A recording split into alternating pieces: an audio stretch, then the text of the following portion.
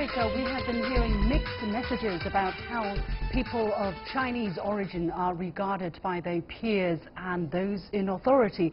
The FBI apparently considers Chinese students a threat to national security, but on the other side of the coin, a Chinese-American student has been given a very unusual honor after he helped classmates escape from a gunman in Parkland, Florida.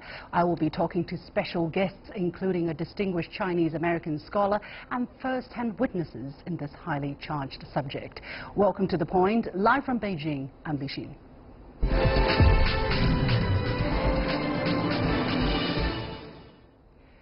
During a Senate Intelligence Committee hearing in February on worldwide threats to the U.S., Senator Marco Rubio and FBI Director Wray singled out Chinese students and scholars as a national security threat.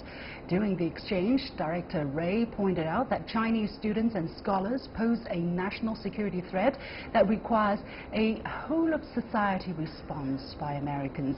He also said that Chinese academics, or professors, scientists and students studying and working in the U.S.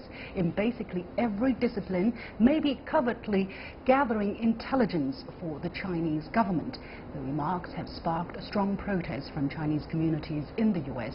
Why the paranoia about Chinese scholars and students, and what could be the consequence if such a tendency is allowed to continue? Joining me for the discussion from San Francisco is Frank H. Wu, Distinguished Professor of the University of California, Hastings College of the Law, also Chair of the Committee of 100. We also have in the Beijing studio Ina Tangen, author, columnist and current affairs commentator. Gentlemen, welcome to the show. Professor Wu, how do you interpret the comments by Rubio and Wray?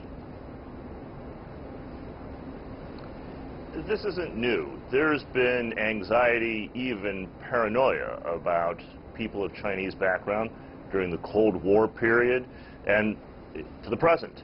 There have been numerous cases of false, wrongful prosecutions where people have been accused of being spies with no evidence. That would include Wenho Li, Sherry Chen, Dr. Shi, people whose lives were ruined because someone looked at them and because of the color of their skin, the texture of their hair, the shape of their eyes, where their grandparents came from. They assumed that they were wrongdoers, up to no good. This is not new. It's been a theme ever since there have been Chinese people in the United States. Now, Ina, the wording of FBI Director is such that Chinese academics or professors, scientists and students studying and working in the United States in basically every discipline. So who are they talking about? Are they talking about Chinese Americans who came to the U.S. to study and then became U.S. citizens, or are they talking about students, scholars who are just studying and working in the U.S. temporarily who might be returning to China? This is the sad thing in the U.S. They really can't tell the difference, and they won't actually bother to even know. I mean, some of the people that we were talking about earlier who were falsely accused were second generation Chinese Americans.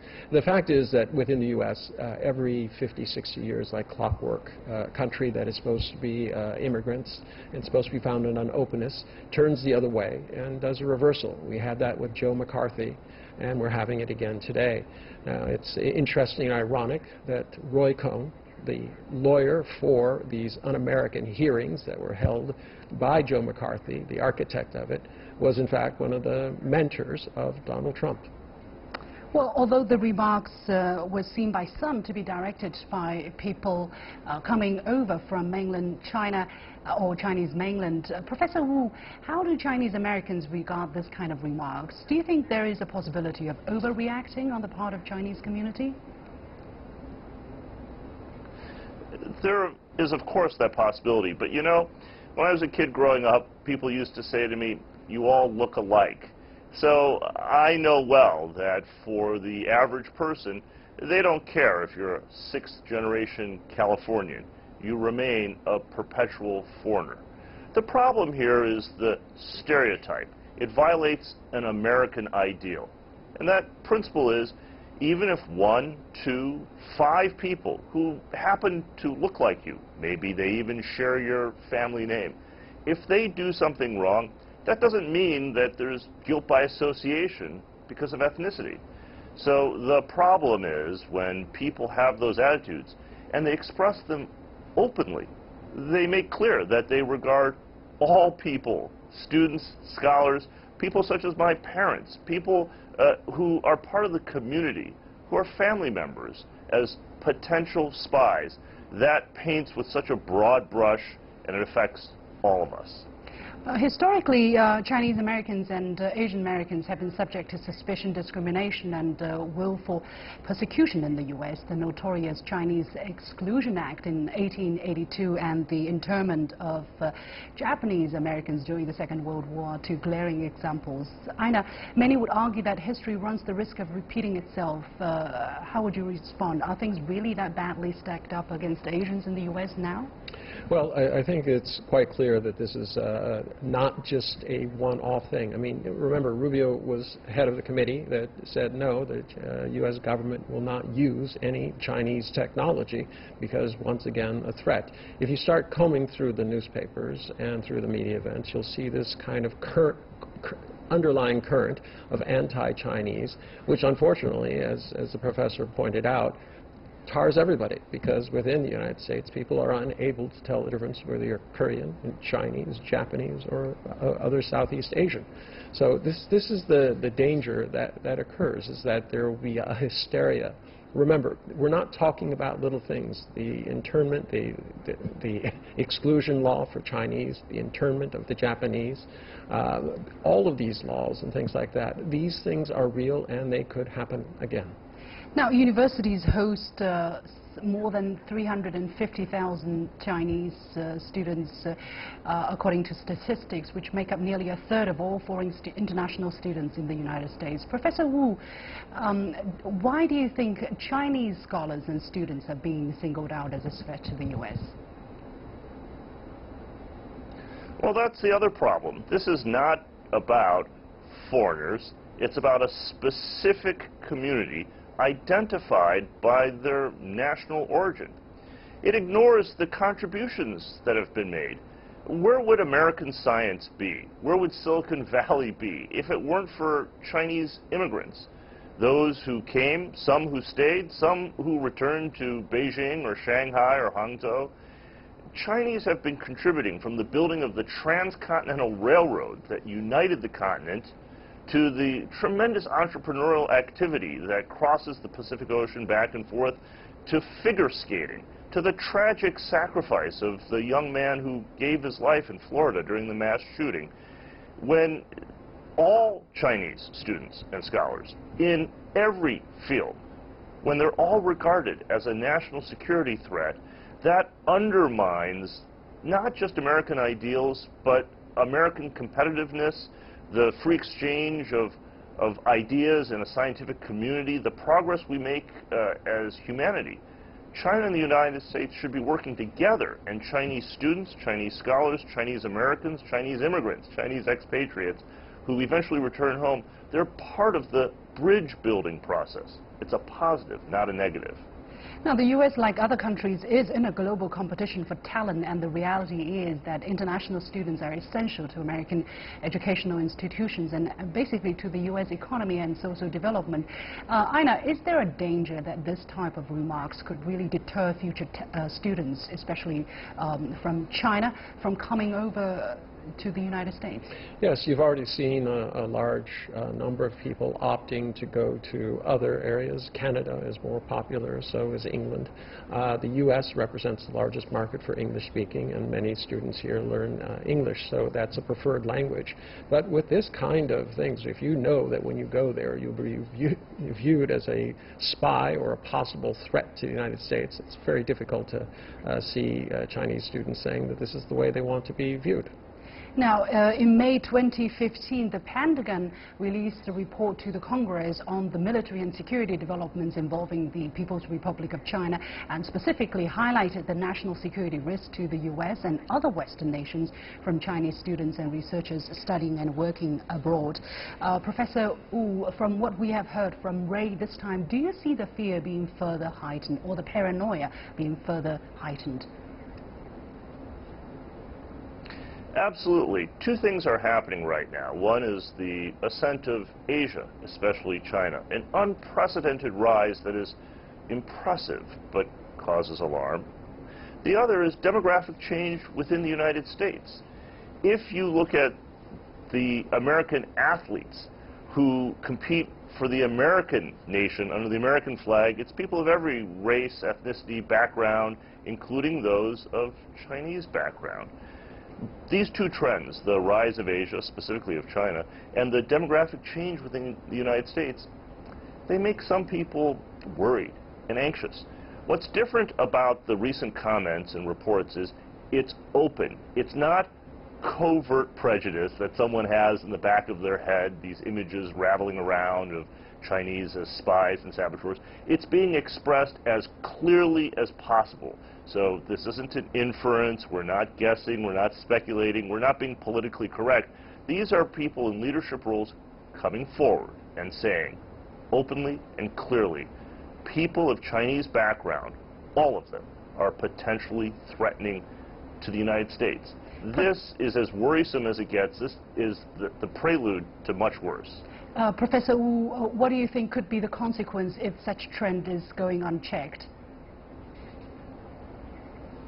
It could be everything from legislation passed in Washington, D.C., to hate crimes, to attacks, to the common, everyday childhood cruelty on the playground. Imagine what happens now if you're a kid of Asian descent and you go to school and the other kids point at you and they tease you and they say, ah, you're a spy, or your parents, they must be spies, right? You're up to no good. That's what happens. Everything from the minor, seemingly inconsequential, to the potentially major. We're at what's called an inflection point, a time when we realize we're making history. There's profound change happening, and we should make it positive, not negative. Thank you very much. We have to leave it there. Frank H. Wu, Distinguished Professor of the University of California, Hastings College of the Law, who is also Chair of the Committee of 100, and Ina Tangen, author and columnist. And here is my first point. Each year, hundreds of thousands of Chinese students go to study in the U.S. so that they could pursue academic excellence and explore their full potentials. These students benefit U.S. society during and after their study, economically and otherwise. According to statistics from the Institute of International Education, last year alone, international students brought some $39 billion to the U.S. economy, and 1/3 of them came from China. To broad brush the entire group as a national security threat is a denial of these basic facts. It could also deter future talents from going to America to study when international student numbers have been declining. This is unlikely to be in the national security interest of America. You're watching The Point with me, Liu Xin. We'll take a short break and we'll be back right after this. The WestPoint Military Academy has taken the unusual step of posthumously admitting a 15-year-old Chinese-American called Peter Wang, who died while keeping the door open to help classmates escape from a shooting rampage in a Parkland High School, Florida, last week.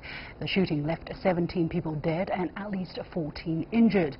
The White House quickly responded to the petition of the Parkland community and gave Peter Wang a military funeral with full honors.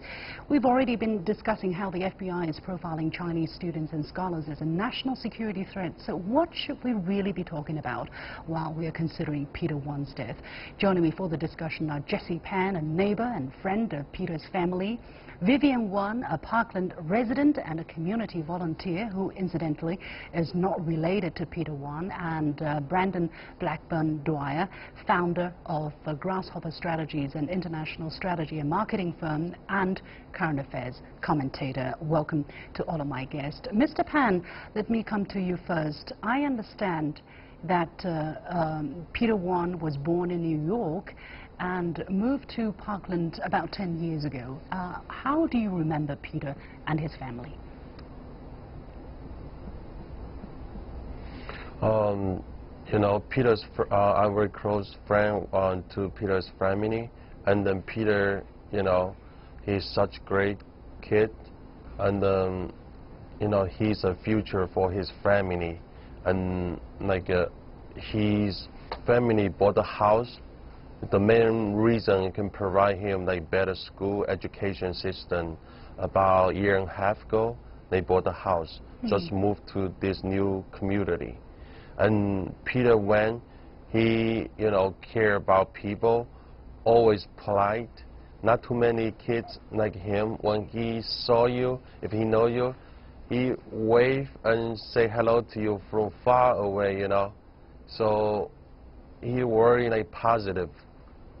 Right. I'm really sorry for the loss to Peter's family, and of course to you as well as a friend and neighbor. And I understand that the Chinese community launched a petition for Peter to receive a military funeral with full honors, and it was granted even before the petition, I understand, collected enough signatures. And the posthumous admission by WestPoint was also quite an unprecedented move. Are you surprised that all these happened so fast?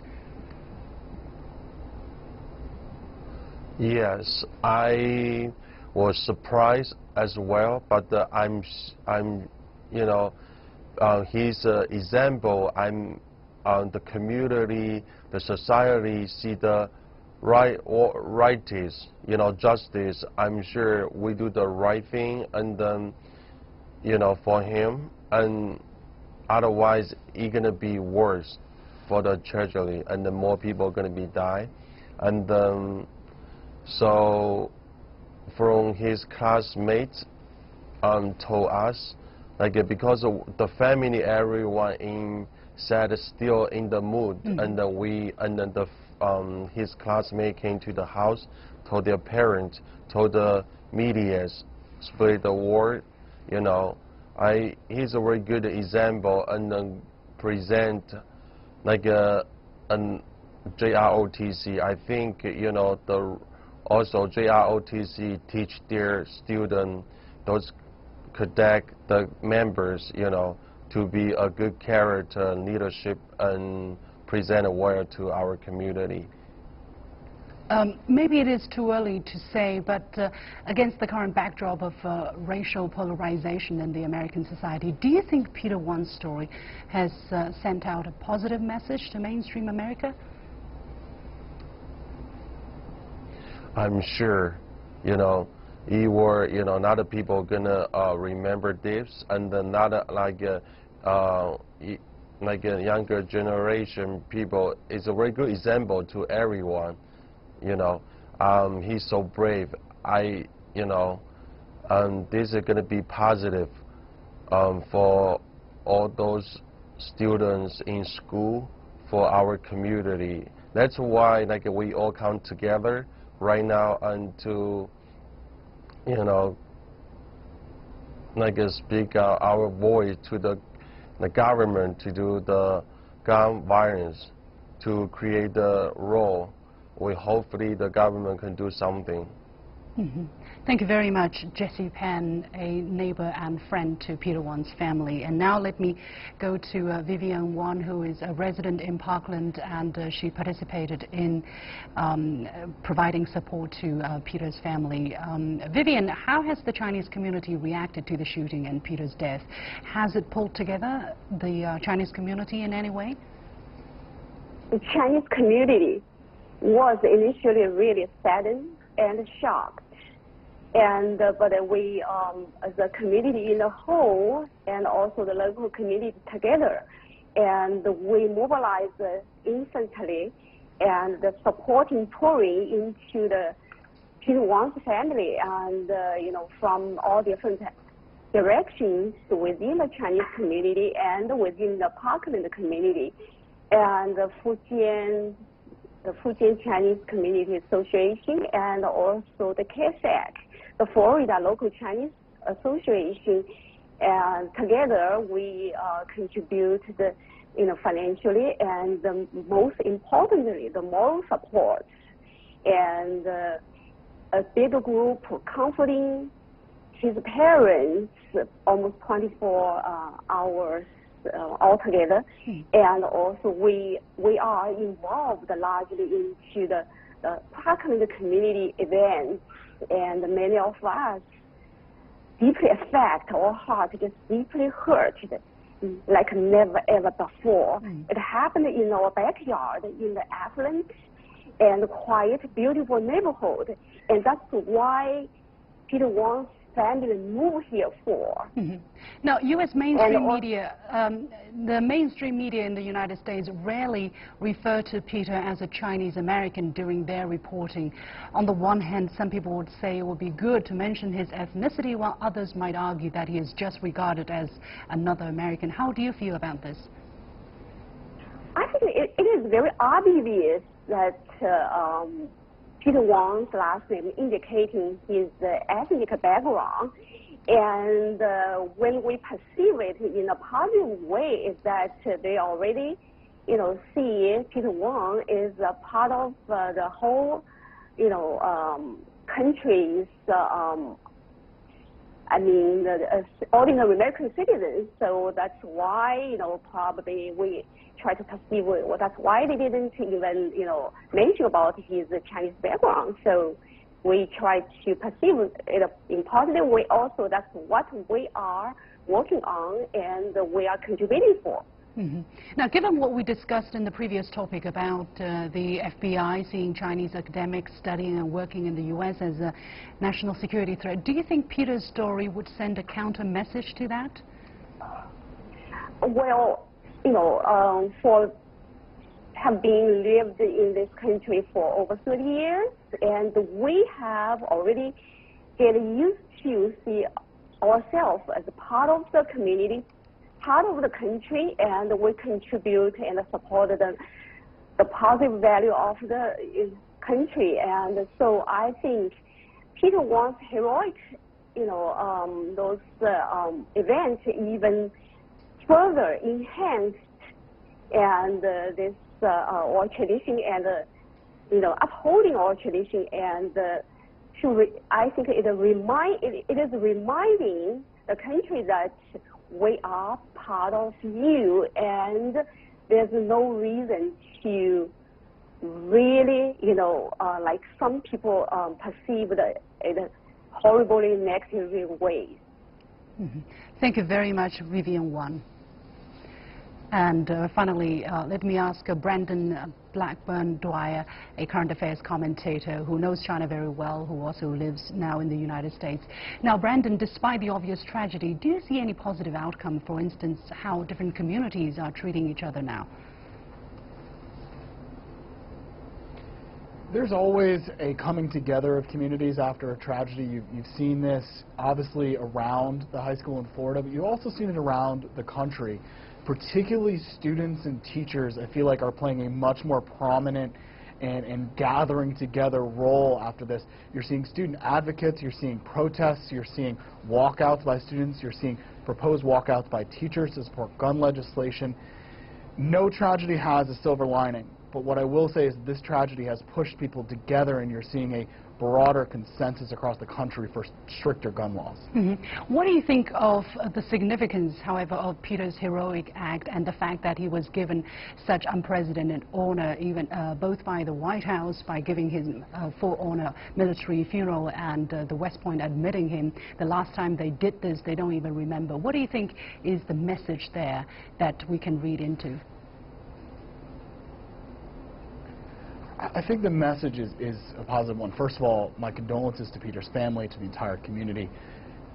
Honoring him. He is a member of the JROTC. He is a person that had dedicated his life to service even at a young age, and he demonstrated that service in his darkest hour. He stood and held a door and allowed other people to get to safety. The very definition of heroism and the very definition of wearing a military and an American uniform means. He and his two other members, the JROTC, that passed away in the shooting, all three of them were given military funerals, and Peter Wang was specifically given entrance posthumously to West Point. This is an incredible tribute to his heroism. It's also an incredible tribute to the idea that no matter the age, no matter the situation, no matter your background or your identity, your heroism stands for your community. If you choose to stand, we will salute you. Another very remarkable thing that is happening in the aftermath of the mass shooting is this entire student community in the United States being mobilized to lobby against gun violence. It is ironical, however, Marco Rubio, the person who singles out China as a rising threat to the United States, is also the person who's against gun control even after the Florida shooting. What do you make of this? Marco Rubio is a very complicated character. He is a man that announced he was going to retire and then used the Las Vegas shooting as justification or partial justification for why he felt he needed to continue to serve in the U.S. Senate and continue to seek higher office. He's obviously, because he's a senator from Florida, been a prominent member dealing with his aftermath, but still, he's been a major supporter of the National Rifle Association. He's been a major supporter of expanding access to guns, to weakening background checks, and his salute to Peter Wang is welcome and wonderful and probably very human and very touching, but his approach to policy has really made him a roadblock in solving and securing our schools and our students, from Peter Wang to all of our students. Many thanks to Brandon Blackburn-Dwyer, founder of Grasshopper Strategies, an international consultancy and marketing firm and current affairs commentator. And many thanks to the two other guests who have been on our show. And that is it for this edition of The Point with me, Liu Xin. Many thanks for watching, and as usual, you can follow me on Facebook or Twitter using the handle The Point with LX. Download the application called CGTN to watch the show on your mobile devices, or go to YouTube and look for CGTN The Point. You've got the point.